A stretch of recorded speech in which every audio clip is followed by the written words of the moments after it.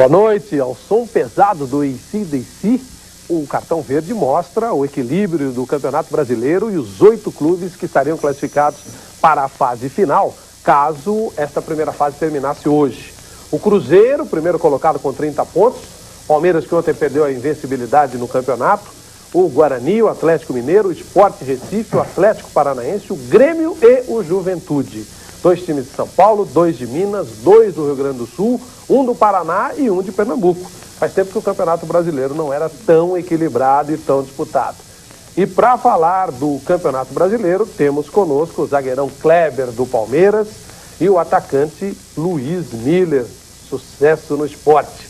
E para falar dos Jogos Abertos do Interior, temos conosco a levantadora Fernanda Venturini, campeã de vôlei com a equipe de Sorocaba. Ela também vai falar, é claro, da seleção brasileira, campeã do Grand Prix. Seu José Trajano, muito boa noite. Boa noite. Eu só ia dar um salto antes. Não, eu não consigo entender o seguinte, o senhor anuncia publicamente que vai faltar. É a única pessoa que anuncia publicamente que vai votar. É verdade. E aí vem. Não entendi. Pensei que você estaria em Champs-Élysées. Não, mas eu equivoquei-me, como diria outro. Você equivocou. Quando acabou o programa, eu falei que eu não venho domingo, errei. É domingo que vem que eu não venho. Trajano, você já o fã-clube não está vendo hoje. Seu fã-clube não está vendo, estamos com esse desfalque. E você ainda anuncia de novo hoje, aí fica ruim. Eu estou meio preocupado com a idade, o aniversário está me preocupando, então eu troquei as bolas, tá vendo? Eu estou trocando as bolas antes.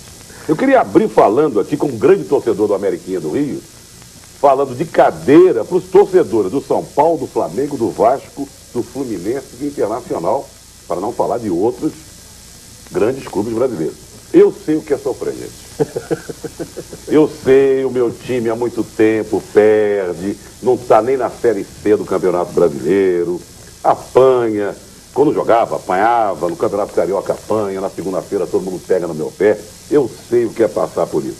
Então vocês vão se preparando, porque do jeito que esses times aqui estão, no São Paulo, Flamengo, Vasco, Fluminense e Internacional, vocês vão sofrer como o torcedor do Ameriquinha vem sofrendo através desses anos todos. Porque a coisa está feia. Você citou o Fluminense, claro. Claro, o Fluminense. Aliás, eu já falei que fui Fluminense até os 7 anos de idade. Depois virei casaca e passei para o América. Do jeito que o Fluminense está, mostra que a troca até não, né? Que não foi desvantagem. Não foi não. Judiação, realmente. Você falou da Fernanda Venturini? Falei. Esqueceu de falar do Bernardinho, que está aqui com ela. O Bernardinho está lá do outro lado, daqui a pouco ele vem aqui falar com a gente também. Uma honra recebemos o grande técnico Bernardinho.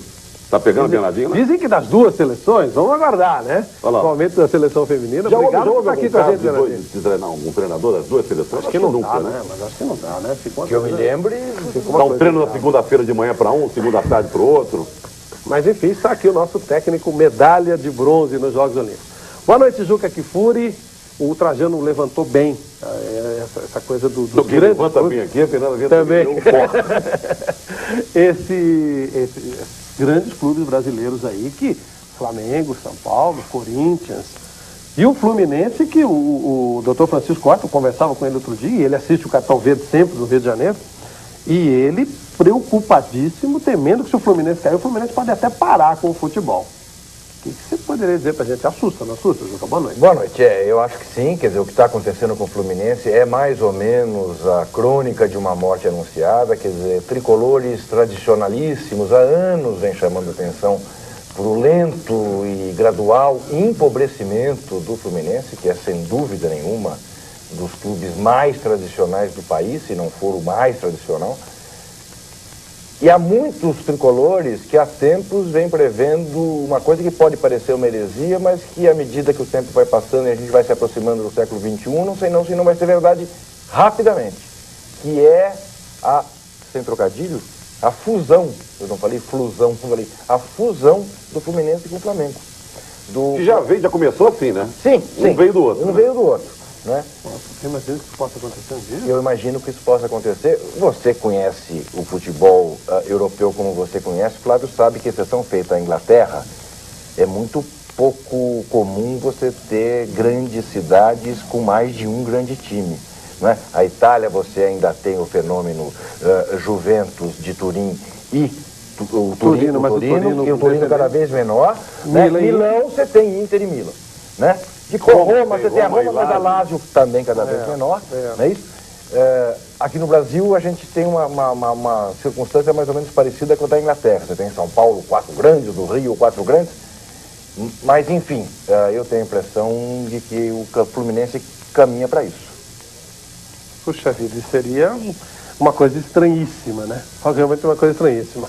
A gente já vai falar com o Kleber, com a Fernanda, com o Luiz Miller, mas vamos ao estádio do Ibirapuera, o estádio Ícaro de Castro Melo, um pequeno estádio, mas tem recebido os jogos do Campeonato Paulista. Vamos falar com o jogador Marcelinho Paulista. Marcelinho Carioca não jogou, foi operado.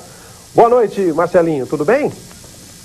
Boa noite, Flávio. Boa noite a todos do Cartão. Prazer estar falando com vocês. Prazer é nosso, Marcelinho. A garotada começou assustada, mas no segundo tempo reagiu bem, hein? São jogadores que têm realmente qualidade, basta um pouco de paciência, né?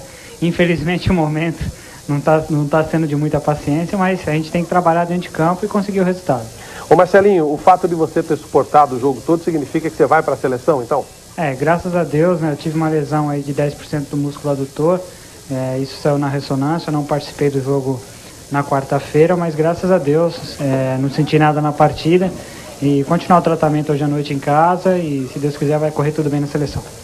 Quer dizer, Marcelinho, quando a gente soube que você estava com problema no músculo e que o Zagallo tinha te chamado, teve até gente fazendo aposta, dizendo, garanto que ele joga domingo porque esse não perde uma convocação por nada, é verdade? Não, é bem assim, é que realmente eu não tinha condições para jogar na quarta-feira, né? Mas para domingo, graças aí ao nosso departamento médico que trabalhou em cima aí durante 3 períodos e graças a Deus eu consegui superar bem a lesão e joguei hoje, estou à disposição para a seleção nesse próximo jogo. Agora, responde para mim uma coisa, Marcelinho. Essa mão que eu estou vendo aí segurando o microfone é mesmo a mão de quem eu suponho? É a mão do Mutum, não? É dele mesmo. E é uma noite histórica, então. Estreia o Mutum diante das câmeras. Eu não posso deixar isso passar sem fazer o registro.